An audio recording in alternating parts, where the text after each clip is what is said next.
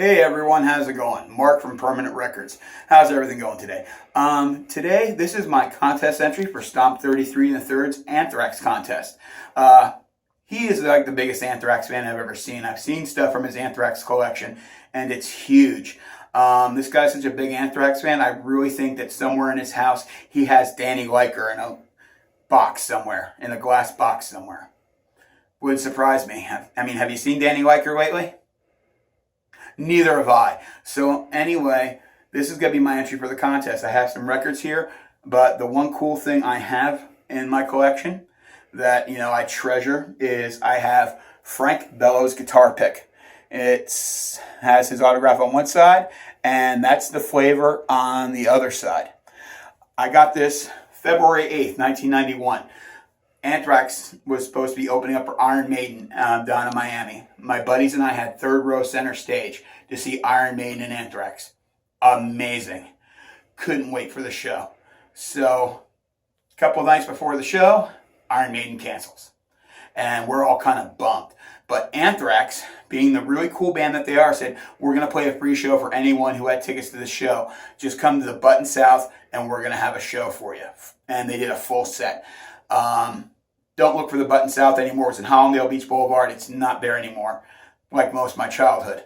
So anyway, they had in Boogalard, a local band, open up for them. You've probably never heard of them, Boogalard, but their guitarist went on to be Twiggy from Marilyn Manson.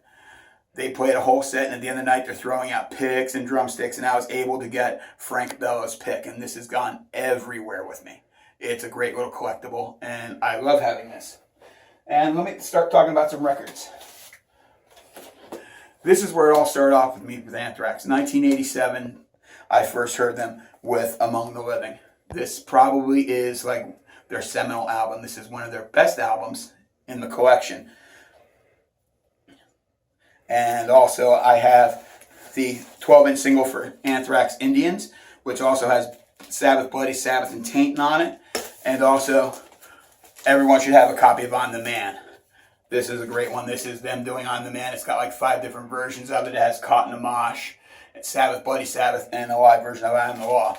Another cool thing I have that I've not seen a lot of people have in their collections is UTFO and ANTHRAX teaming up to do the song Lethal. UTFO was a New York City rap band back in 1987, and they did a song Lethal with ANTHRAX. This predates Public Enemy by 4 years. But this was their first thing they've ever did with a rap band was Lethal. And it was really good. And I have ANTHRAX State of Euphoria, which I saw this tour too. They were amazing on this tour. Probably one of the best tours I've ever seen of theirs. I have last record store day they put out a special album in memory of everyone who died in the tragedy in France last year. And this is it. This has Antisocial and In the End. This was recorded in France. And also, I have their new album, For All Kings. Amazing album. And the past 2 ANTHRAX albums have been great. I'm so happy Joey Belladonna's back. No offense to anyone, but the Bush era just wasn't that good. I think For All Kings and Worship Music were some of their best albums they've ever put out. And also, where the heck did I put it? Here we go. To add in there, I have Speak English or Die by the Stormtroopers of Death. This is basically 3/4 ANTHRAX and Joey Milano from S.o.d. This is just, a little jam session that turned out to be a great supergroup, a great side project group. The song March of the S.o.d. is the ringtone on my phone. I love S.o.d. One of my all-time favorite crossover bands. And I love ANTHRAX. I think ANTHRAX is an amazing, amazing band. There's a reason why they're in the Big Four. One other thing I want to point out to you too is also a little Easter egg for you. Blues Brothers.